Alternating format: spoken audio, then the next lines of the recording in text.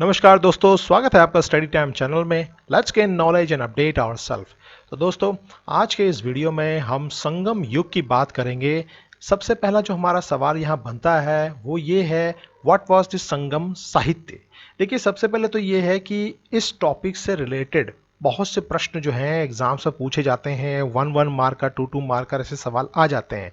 ठीक है, तो आपको ये टॉपिक अच्छे से पढ़ना है और बहुत ही इंपॉर्टेंट टॉपिक है for the exam point of view. ठीक है, तो देखिए, सुदूर दक्षिण के जो जनजीवन पर पहले संगम साहित्य से ही स्पष्ट प्रकाश पड़ता है। ओके, तो संगम शब्द का बेसिक अर्थ क्या होता है? संघ, परिषद या संस्थान। ठीक है, तो संगम से आप सबसे पहले ये टर्म आप समझ लीजिए। ओके, तो संगम तमिल कवियों का संघ अथवा मंडल होता था। ओके, तो तमिल भाषा में लिखे गए जितने भी प्राचीन साहित्य हैं उनको संगम साहित्य कहा जाता है। ठीक है, इन संघों या परिषदों का आयोजन पांड्य शासकों के संरक्षण में किया गया था। ठीक है, तो उस समय पे पांड्य शासकों के संरक्षण में ही जितने भी संगम साहित्य आज तक हुए हैं वो सब हुए हैं। ठीक है, अब बेसिकली संगम का काम क्या होता है? जैसे फॉर एग्जांपल आजकल आप एक टर्म है पब्लिशर्स। ठीक है, तो पब्लिशर्स क्या करते हैं? बुक्स को पब्लिशिंग करते हैं, जितने राइटर होते हैं सब इनके थ्रू जाते हैं। तो इसी प्रकार से काम जो होता था वो संगम का भी कुछ ऐसा ही होता था। उन कवियों व लेखकों की रचनाओं का अवलोकन करना जो अपनी रचनाओं को प्रकाशित करना चाहते थे। ठीक है, तो परिषद अथवा संगम की संतुति के उपरांत ही वह रचना प्रकाशित हो पाती थी। तो संगम साहित्य में केवल चेर राजाओं के संबंध में विस्तार से उल्लेख है और इस साहित्य का रचना काल 100 ईसा से लेके 250 ईस्वी तक माना जाता है। तो this was all about this Sangam साहित्य। ओके, तो जैसे मैंने आपको बताया कि जो संगम साहित्य जितने भी हुए हैं आज तक उनके संरक्षण बेसिकली पांड्य किंग्स ही रहे हैं।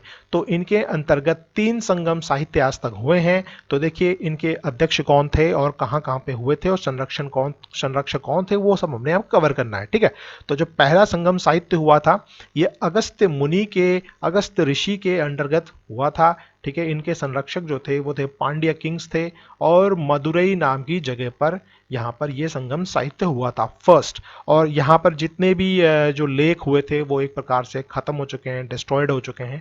ठीक है, उसके बाद में देखिए सेकंड वाला जो संगम साहित्य है इसके जो अध्यक्ष थे तोल्कापियर और अगस्त्य, दोनों ने मिलकर इसको किया था और पांड्य राजाओं के अंतर्गत इसको किया था, उनके संरक्षण में किया था और कपाटपुरम नाम की जगह पर ये हुआ था। ओके, अब देखिए तीसरा वाला जो संगम साहित्य हुआ था उसके जो लीडर थे, अध्यक्ष थे, वो थे नक्कीर और अगेन पांड्य शासकों के संरक्षण में हुआ था और उत्तरी मदुरई नाम की जगह पर यह साहित्य हुआ था। ठीक है, तो ये तो थे 3 जो संगम साहित्य आज तक हुए हैं। ठीक है, तो पहले और दूसरे के एक प्रकार से जितने भी ये लेख थे वो डिस्ट्रॉयड हो चुके हैं और जो तीसरा वाला जो संगम साहित्य इसके भी मेन लेख तो खत्म हो गए, लेकिन जो इनका तमिल का जो एक व्याकरण है तोल्काप्पियम वो अभी बचा हुआ है। ठीक है, तो इस युग में तमिल व्याकरण एवं अलंकार शास्त्र की प्रसिद्ध पुस्तक थी तोल्काप्पियम। इसकी रचना इसी संगम साहित्य में हुई थी।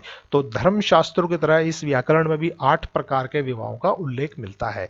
तो तोल्काप्पियम जो है वो तमिल एक प्रकार से ग्रामर बुक है। वेरी इंपॉर्टेंट क्वेश्चन, ये पेपर में 1 मार्कर में आ सकता है। ठीक है, अब देखो संगम काव्य को हम 2 भागों में डिवाइड कर सकते हैं। ठीक है, एक है अहुम और एक है पुरम। ठीक है, तो अहुम क्या था? इसका संबंध प्रेम से होता, मतलब जितने भी आपके संगम काव्य होते थे उनको आप 2 भागों में डिवाइड कर सकते हैं। तो किस कैटेगरी के वो आपके काव्य होते थे? तो पहला होता था अहुम।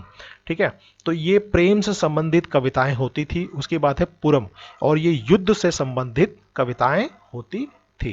ठीक है, तो अब मैं आपको थोड़ा सा जो संगम साहित्य में जो जो क्रिएशंस हुई हैं, प्रमुख साहित्य हुए हैं और उनका विवरण मैं आपको बता देता हूं कि संगम साहित्य में जो रचना हुई उसका क्रिएटर कौन था। ठीक है, तो ये एक एक मार्कर में पेपर में आ सकता है। ठीक है, तो देखो सबसे पहले तोल्काप्पियम है, उसके जो लेखक थे वो थे तोल्काप्पियार। ठीक है, रचनाकार थे। उसके बाद है शिलाप्तिकारम।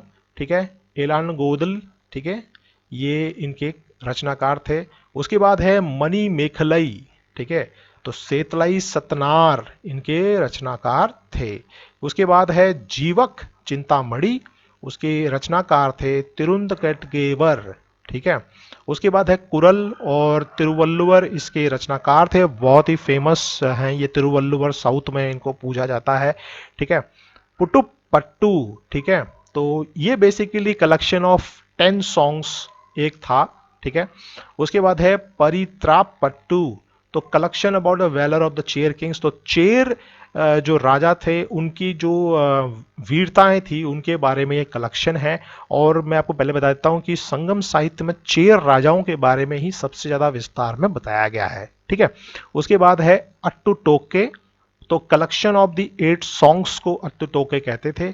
उसके बाद है अहनानुरू, ठीक है, तो रुद्र शर्मन इसके रचयिता थे। मरुगरुप पदय, ठीक है, तो नक्कीर इसके लेखक थे, ठीक है। तो ये संगम साहित्य के मेन साहित्य और उनके रचनाकार मैंने आपको बताया, तो इसको अच्छे से आप पढ़ लीजिए, ओके। अब देखिए, संगम साहित्य तो मैंने आपको बता दिया। संगम साहित्य में बेसिकली 3 राज्यों के बारे में विस्तार से बताया गया है, ठीक है। तो कौन कौन से वो 3 राज्य हैं जो साउथ को डोमिनेट करते थे, बहुत ही पावरफुल राज्य थे एक टाइम पर ये, वो हैं चेर, चोल और पांडे। तो ये 3 जो राज्य थे इन्होंने साउथ को एक प्रकार से डोमिनेट किया है बहुत वर्षों तक, ठीक है। तो सबसे पहले मैं आपको चेर के बारे में बताता हूँ। चेर राज्य क्या थे, इनके बहुत, आज जैसे आप इसका नाम चेर आप पढ़ रहे, तो इसके और भी नाम है, जैसे कुडावर, विल्लवर, ठीक है, कट्टवर हो गया, पुरैयार आप कह सकते हैं, मलैयार एवं बनावार, ये इन आदि नामों से जाना जाता है चेर राज्य, ठीक है। तो चेर राजवंश का जो प्रतीक होता था, वो था, सिंबल जो होता था वो था धनुष, ठीक है।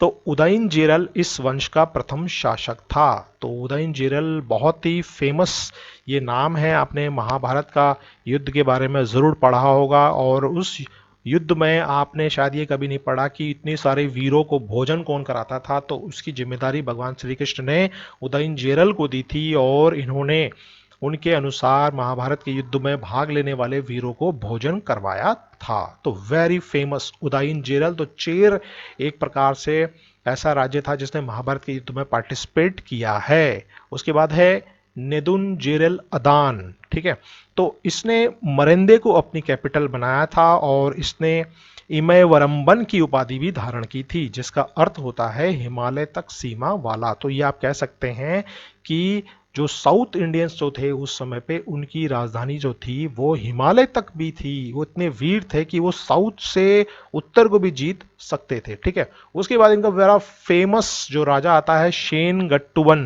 ठीक है, तो इसे लाल चेर भी कहता है। ये बहुत इंपॉर्टेंट पॉइंट है, लाल चेर किसे कहते हैं, शेनगुट्टवन, ठीक है। तो ये चेर वंश का सबसे महानतम शासक था, और इनका योगदान संगम युग के सर्वाधिक प्रसिद्ध कवियों की श्रेणी में आने वाले पर्णन ने भी किया है। तो इनका वर्णन जो है, जो संगम साहित्य के वन ऑफ द फेमस कवि जो थे, पर्णन ने भी किया है। तो इसके पास एक जहाजी बेड़ा भी था, और जिसमें उसने अनेक युद्धों में पार्टिसिपेट किया और उनको जीता भी, ठीक है। और ये पहला ऐसा साउथ का राजा था जिसने गंगा को पार किया और बहुत से मैदानी क्षेत्रों को जीता भी है। तो Senguttuvan was a very famous king in South India till today, इसका नाम लिया जाता है, तो चेर किंग था। तो महाकाव्य जो था शिल्पाधिकारम के अनुसार शेनगट्टुवन कौमार्य की देवी की उपासना से संबंधित ये एक्चुअली फॉलो करता था। तो पत्तिनी संप्रदाय का यह संस्थापक भी था, ठीक है। तो red chair very famous point Senguttuvan. उसके बाद हम बात करते हैं चोल राज्य की, ठीक है। तो चोल राज्य के भी बहुत से नाम थे, जैसे कल्ली था, और वलावन हो गया, सेम्बिदास हो गया, सेनई भी जिसे हम कहते हैं। तो बहुत से नामों से इसको जाना जाता था। और चोल राज्य पूर्वी तमिलनाडु में पेन्नार तथा वेल्लारू नदियों के मध्य में स्थित था, ठीक है। तो इनका प्रतीक चिन्ह बाघ था, और इनकी प्रारंभिक राजधानी उत्तरी मन्नूर थी। बाद में उरैयूर तथा तेजाम्बूर भी राजधानियां बनाई गई थी। उरैयूर कपास की खेती के लिए प्रसिद्ध था, और ईसा पूर्वी दूसरी शती में एलारा नामक चोल राजा ने ही श्रीलंका पर विजय प्राप्त करी थी, और लगभग 50 वर्षों तक वहां शासन भी करा था, ठीक है। तो अब मैं आपको इनके फेमस किंग करिकाल के बारे में आपको बता देता हूं। यह चोल राजाओं में सबसे महत्वपूर्ण शासक था। इसका काल लगभग 190 ईसा में माना जाता है, और यह माना जाता है कि उसे गद्दी से हटा दिया गया था और वो उसे कैद भी कर लिया गया था, परंतु बाद में वो कैद से बाहर निकला और उसने अपना एक संगठन दोबारा से बनाया और अपनी गद्दी वापस प्राप्त करी। तो ये बहुत टफ होता है, ठीक है। तो करिकाल वेरी फेमस किंग, यहीं से वो मजबूत बनता गया और इसने चोलों की तटीय राजधानी पुहार, जो कावेरी पत्तनम है आज के टाइम पे, उसकी स्थापना भी करी और कावेरी नदी के किनारे इसने 160 किलोमीटर लंबा बांध भी बनाया था। और तंजावर के निकट बेड़ी के युद्ध में उसने अत्यधिक प्रसिद्धि प्राप्त करी थी। क्यों? क्योंकि इस युद्ध में उसने चेर और पांड्य राजाओं के लगभग 11 राजाओं को हराया था। तो वेरी फेमस किंग करिकाल। और करिकाल ने उद्योग धंधों तथा कृषि की उन्नति में भी बहुत विशेष रुचि ली थी और करिकाल 7 स्वरों का ज्ञाता और वैदिक धर्म अनुयायी भी था। वेरी फेमस किंग करिकाल, तो वेरी इंपॉर्टेंट, तो आप इसको जरूर पढ़िए करिकाल।